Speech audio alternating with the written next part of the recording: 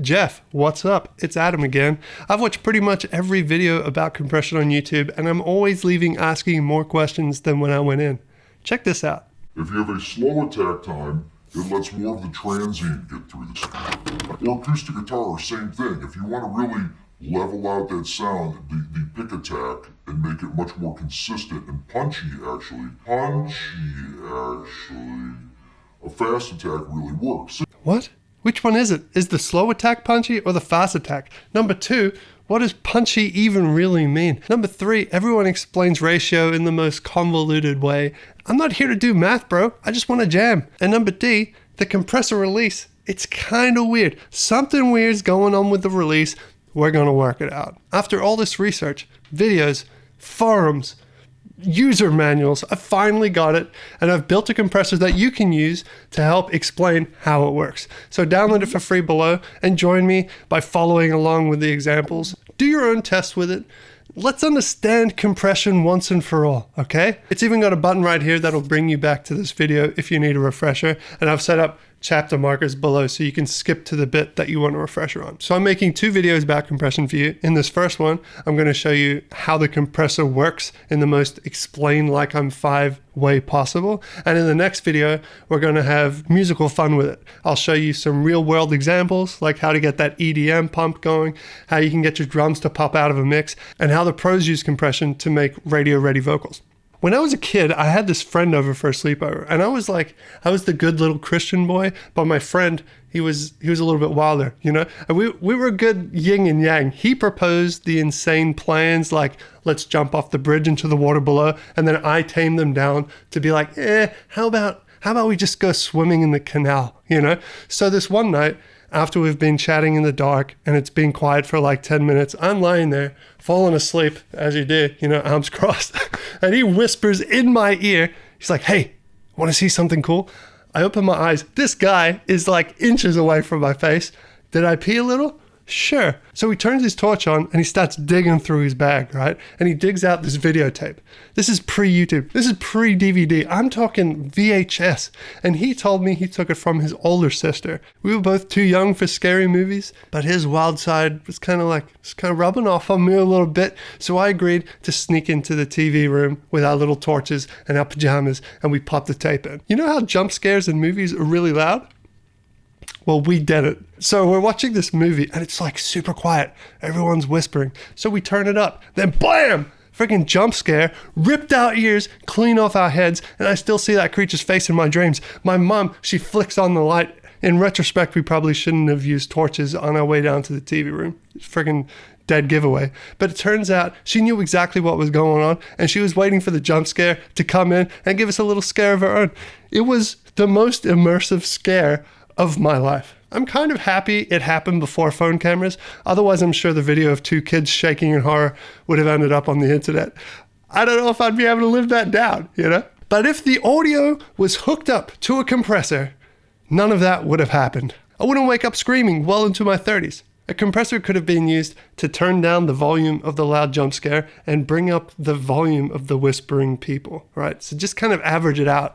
This is also useful in music when a kick drum is way louder than the snare, or there's one note on the bass guitar that's naturally just louder. It's just like, it just pops out in the mix and you don't want that. So you can use a compressor to tone that down. Anyway, it comes down to 5 knobs. We got threshold, ratio, attack, release, and makeup. I've set up an audio test that you can download below in the bundle as well. So come and turn the dials along with me. Understand how it all works.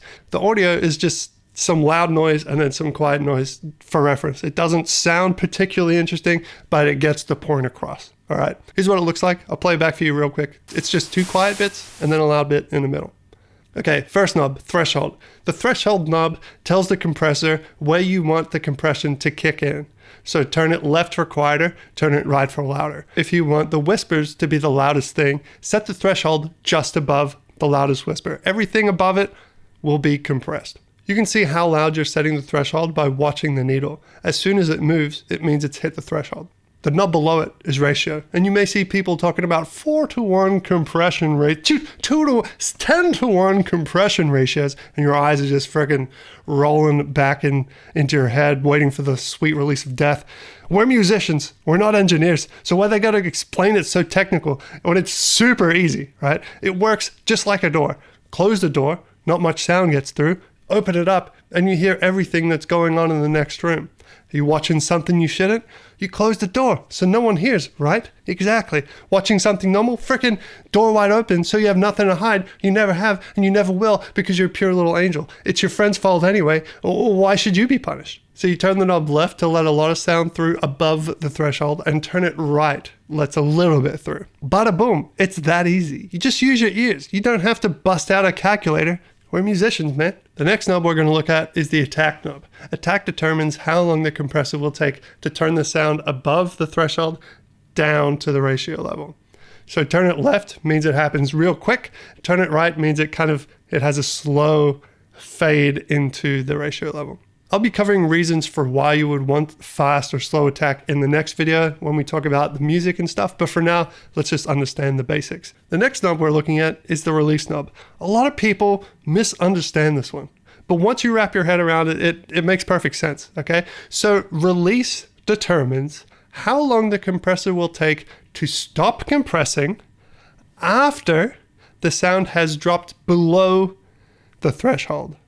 So it's not about how long it takes to stop compressing after the attack time has been met. When the audio drops below the threshold, that's when the release kicks in, which means that the release time can kick in before the attack time has finished. Let's say that the loudest bit lasts 1 second, and we set our attack longer by turning the attack to the right, say 2 seconds. Then we're telling the compressor to take 2 seconds to turn the sound down to the ratio level. But we see here that the sound has dropped under the threshold before 2 seconds.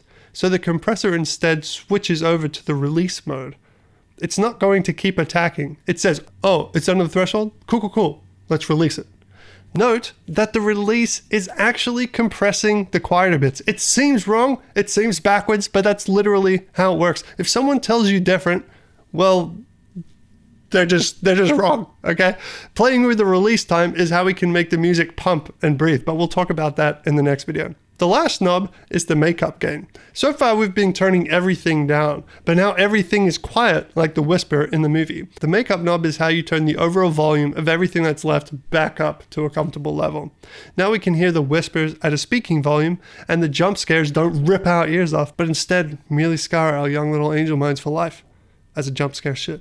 In the comments, I've pre-answered a few nerdy or technical questions you might have, and you can click here for the next video about how to use a compressor musically in the real world. Make sure to give this video a like to help support me, and subscribe to the channel to help support yourself.